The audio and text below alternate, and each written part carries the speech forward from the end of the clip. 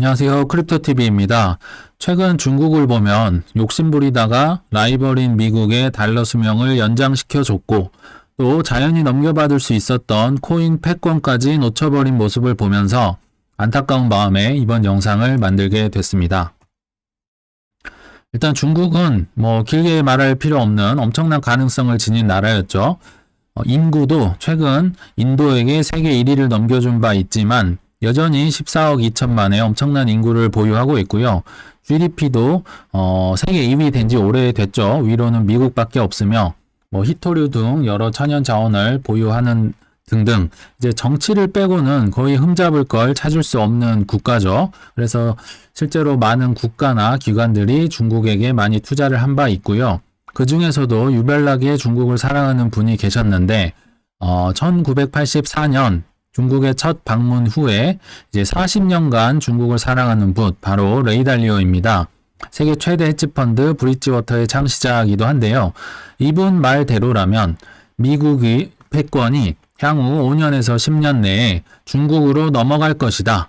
중국이 세계 1위 국가가 될 것이다를 줄곧 얘기를 하셨던 분입니다. 그 정도로 중국을 사랑하는 분이고요.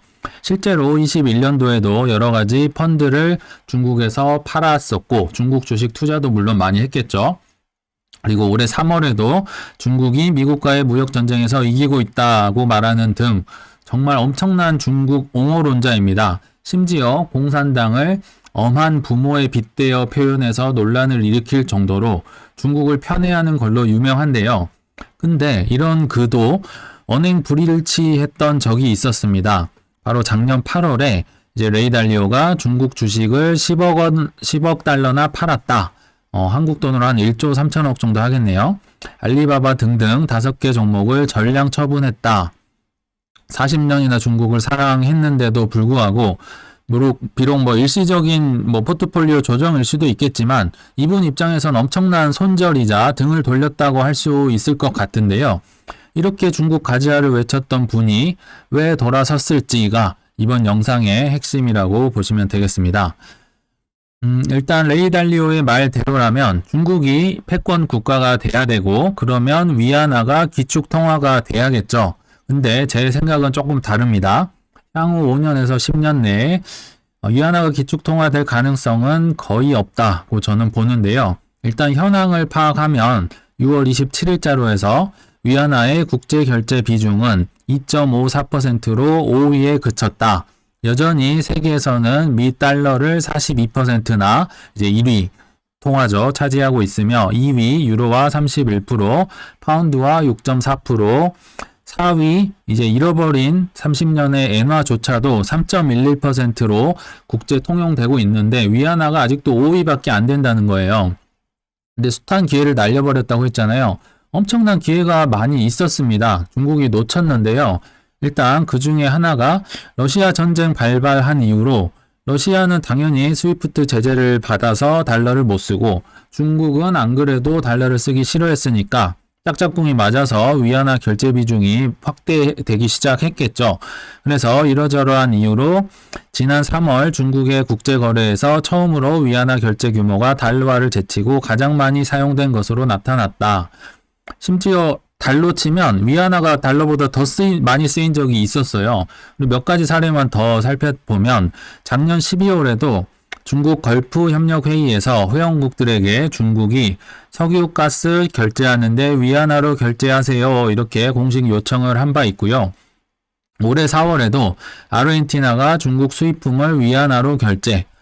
실제는 달러를 아끼기 위해서 위안화를 썼다고 하는데 어찌됐든 위안화를 썼고 프랑스도 중국에게 에너지 대금을 결제하는데 위안화를 쓴 바 있으며 브라질은 이제 서로 브릭스 국가잖아요. 그러니까 우리 브릭스니까 양국 교역할 때 자국 통화로 결제하자 해서 이러저러한 이유로 위안화를 퍼뜨릴 엄청난 기회들이 많이 있었습니다. 실제로 많이 있었는데 제 생각은 좀 다르다고 했었죠. 향후 10년간 적어도 위안화가 기축통화가 못 되는 결정적인 이유를 제가 소개를 해드려 볼게요. 요거를 트리핀 딜레마라고 하는데요. 좀 쉽게 설명을 하면 왕가는 탐나는데요. 무게는 견디기가 싫어서 결국 왕관 안 쓸 거다, 못 쓸 거다 이 얘기를 드리는 겁니다. 일단 기축통화의 전제 조건을 얘기할 때 트리핀 딜레마를 얘기하는데 기축통화의 전제 조건이 있죠. 당연히 다른 나라들도 그 통화를 많이 보유해야겠죠. 달러처럼 전 세계에서 통용이 되고 엄청 퍼뜨려 나가야 될 거잖아요. 그 비법이 딱 하나가 있는데요. 엄청난 무역 적자를 매년 계속 내야 됩니다. 계속 손해보면서 적자를 내야 된다는 거죠. 예를 들어 만약에 미국이 무역 흑자를 보려 한다. 그럼 이제 기축통화로서의 지위는 상실하는 거죠. 비록 미국은 돈을 벌겠지만 다른 나라로 갈 달러들이 무역 흑자 보면 다 우리나라 미국으로 들어온다는 거죠. 그러면 기축통화가 될 수가 없죠. 그냥 미국 돈에 불과하겠죠. 돈은 벌 수 있겠지만.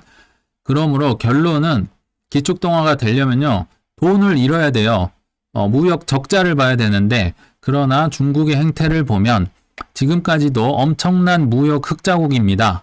그러니까 돈도 벌고 싶고 기축통화도 하고 싶고 두 마리 토끼를 다 잡고 싶은데 안 될 거라는 거죠. 왜냐? 기축통화면 퍼뜨려 나가야 되는데 미국처럼 이제 돈을 막 찍어내는 한이 있어도 손해를 봐야 되는데 손해를 보려 하지 않는다. 이게 중국의 가장 큰 문제라고 보시면 되겠습니다. 또 돈 욕심만 있으면 다행이죠. 중국, 홍콩 그렇게 투자하라고 하면서 통제도 어마무시하게 하고 싶어 합니다. 역시 두 마리 토끼를 잡고 있는 건데요. 제로 코로나는 워낙 많이 들으셨기 때문에 작년, 재작년 20년도에서 빅테크, 연예인, 교육, 게임 규제, 별의별 규제를 다 했었죠. 그래서 이제 최근 것만 다시 한번 보실게요. 일단 자기 나라에서조차 인정을 받지 못하고 있어요. 무슨 얘기냐면 6월 27일자로 이제 나온 사진들인데요. 제로 코로나에 제로 직장, 강시가 된 중국 대학 졸업생들 이런 사진들이 이제 퍼지고 있어요. 그러니까 제로 코로나를 해도 너무 심하게 하니까 우리 제로 직장 없어졌다 대학생들도 책임질 거냐 이렇게 이제 빈정대면서 죽은 척하는 사진, 강시 사진을 올리는 게 유행이 됐다고 합니다. 그러니까 젊은이들 안 그래도 통제하는 거 받기 싫은데 1, 2년은 그럴 수 있는데 지금 시진핑이 10년 넘게 이러고 있잖아요. 그러니까 참 내부에서도 인정을 못 받고 있는 데다가 최근에 이제 이런 게 생겼더라고요. 7월 1일부로 시행인데요. 반간첩법 개정안 시행. 우리나라가 국민들한테 조심하라고 안전공지를 내린 겁니다. 무슨 얘기냐? 우리나라와는 제도와 개념 등의 차이가 있어서 예상치 못하게 끌려갈 수 있으니 주의하시기 바랍니다. 이런 얘기입니다. 다른 건 이해가 좀 됩니다. 군사시설 사진을 찍거나 시위 현장 찍거나 중국에 대한 포교, 성교 그런 것까지 이해할 수 있죠. 근데 중국의 국가 안보 및 이익과 관련된 자료, 지도, 사진, 통계 자료 등을 인터넷으로 검색만 하더라도 나는 너를 끌고 갈 거야. 스마트폰에 저장하는 거 오케이 이것도 인정할 수 있어요. 근데 뭐가 국가 안보에 위반이 되고 이익이 되는지 우린 모르잖아요. 근데 이런 것들 좀만 인터넷으로 검색만 해도 너 잡아갈래. 근데 누가 여기 와서 투자를 하고 싶겠어요. 그러니까 이것도 하고 싶고 저것도 하고 싶고 포기를 못하니까 결국 하나도 제대로 하는 게 없다. 안타깝다. 비록 저도 중국, 홍콩 이렇게 지지하는 사람임에도 불구하고 정말 안타까운 거죠. 그래서 기축통화는커녕 굴러 들어온 코인 패권의 골든타임도 놓쳤다. 사실 이것도 기회가 있었잖아요. SEC가 20년 말에 리플 소송하면서 그 이후로 크라켄이네, 폴로닉스네, 바이낸스네, 코인베이스는 계속 고소하고 못살게 굴고 있는데 문제는 중국도 똑같이 그랬다는 거죠. 그때 친 코인 정책을 했으면 패권을 정말 가져왔을 거라 생각이 드는데요. 올해 초 정도 되니까 이제 홍콩 기사들이 뜨면서 그때서야 이제 매일매일 홍콩 기사를 쏟아내고 있잖아요. 너무 늦었다는 거죠. 효과가 비록 이제 올해 2월에 잠깐 홍콩으로 인해 반등을 하긴 했었죠. 중국 코인들이. 근데 예전 같지 않다. 효과가 크지 않다고 보는 거죠. 그래서 6월 28일자만 해도 홍콩에서 크립토 지수를 만든다고 합니다. 7월 14일 날 지수를 공개를 하고 기준을 공개하겠다. 그래서 시총 30위권 이내로 코인들로 지수를 만들어서 요거를 계속 관리하겠다. 27개 코인은 BNB, 폴리건, 에이다, 코스모스, 파일, 니어, 알고랜드, 인터넷 프로토콜, XRP, 도지, 폴카닷, W 트론, 시바이누, 트론, W 비트코인, 체인링크, 레오, 모네로, 스텔라, 이건 OK 거래소 토큰입니다. 그리고 LDO, 헤데라, 비체인, 퀀트, 팬텀, 이오스 등을 언급한 바 있다. 예전 같았어 봐요. 상승장이거나 적어도 평범한 장이었으면 이거 언급되면 막 들썩들썩 했을 거 아니에요. 근데 제가 볼 때 거의 반응이 없습니다. 참 홍콩발 그게 다 죽어버린 거죠. 이미 다 싹을 잘라놓고 나서 이제 하려고 하니까 좀 어려운 길 돌아간다 보시면 되고요.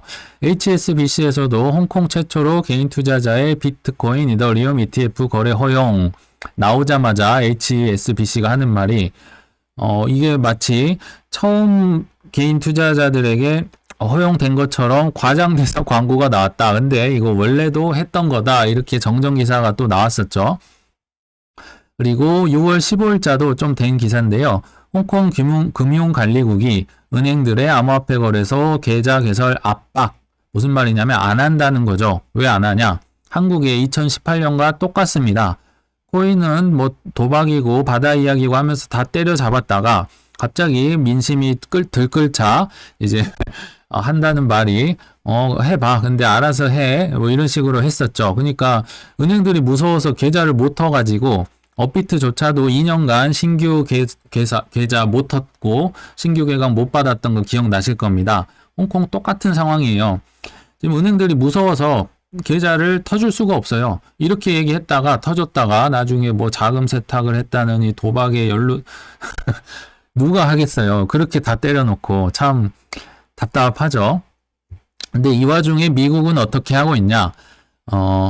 이런 소문도 있더라고요. 블랙락 현물 ETF가 이제 코인의 패권이 중국에게 넘어갈 수도 있기 때문에 SEC랑 블랙락이 짝짝꿍이 맞아서 이렇게 신청한 거다. 이런 썰도 있는데 이건 소문이니까 그냥 넘어가기로 하고요. 팩트를 체크하면 서클 USDC 만드는 회사죠. 여기에서 USDC 준비금 내 미국 국채 재매입을 시작하고 있다. 다시 시동을 걸고 있다. 이런 얘기죠.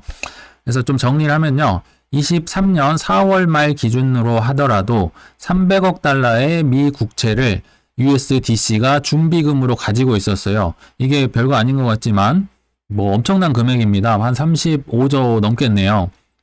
그리고 작년 말로 따지면요. 400억 달러가 넘었어요. 이 말인 즉슨 USDC의 준비금으로 미국 국채랑 달러를 엄청 사들였다. 채권도 팔리고 달러도 아직도 수요가 있다. 이 얘기인 거죠. 근데 6월 말 해가지고 6월 초 미국 디폴트 인내만 해서 이제 좀 위험했지 차원에서 서클에서 좀 이 채권을 많이 팔긴 했었는데 결국 다시 채권과 달러를 사들이고 있다는 말입니다. 채권 80, 달러 20%로 준비금 채워 나가고 있다고 했었잖아요. 그래서 결국은 달러가 기축통화를 다시 유지하게 될 여러 조건이 갖췄다. 중국도 좀 욕심 부리다가 놓쳤지만 미국도 결국 달러와 코인이 다시 연합을 하면서 채권과 달러 수요가 생겨버린 거죠. 준비금으로 집어넣으면 달러도 오래 갈 수 있고 코인도 살아남을 수 있고 결국 달러는 기축통화로서의 이제 좀 유지가 될 거다. 그러고 이제 미국의 코인 패권도 결국은 뺏어올 것이다. 지금 좀 흔들렸지만 다시 유지할 것이다. 저는 이렇게 이제 판단을 하고 해석을 했습니다. 그래서 이제 결론에 왔는데요. 약간 생뚱맞은 사진이 있죠. 최근 제가 좀 깨달았던 사건이 있어서 말씀을 드릴 텐데 모 농산물 직매장에서 매장 마케팅차 매년 아이들을 위한 생태 체험을 하는데요. 체험도 공짜인데 점심까지 준다고 해서 기껏해야 도시락 정도 주겠지 하고 갔는데 웬걸 이게 두당 15,000원짜리 버섯전골에 고등어까지 나오더라고요. 그러니까 저희 가족만 해서 한 7만원어치를 먹은 것 같아요. 근데 매장에서 이런 성의를 보인다면 맘카페에서 이 매장에 어떤 소문이 날까요? 당연히 엄청난 좋은 입소문이 나겠죠. 그래서 이렇게 손해보면서도 묵묵히 나누다 보면 향후 몇십 배로 돌아올 거라는 걸 이 가게는 아는데, 조그만 가게는 아는데 중국은 왜 모르는지 참 안타까운 마음에 생뚱맞은 내용이지만 소개를 한번 해드렸습니다. 지금이라도 중국이 정신 차렸으면 좋겠네요. 시청 감사합니다.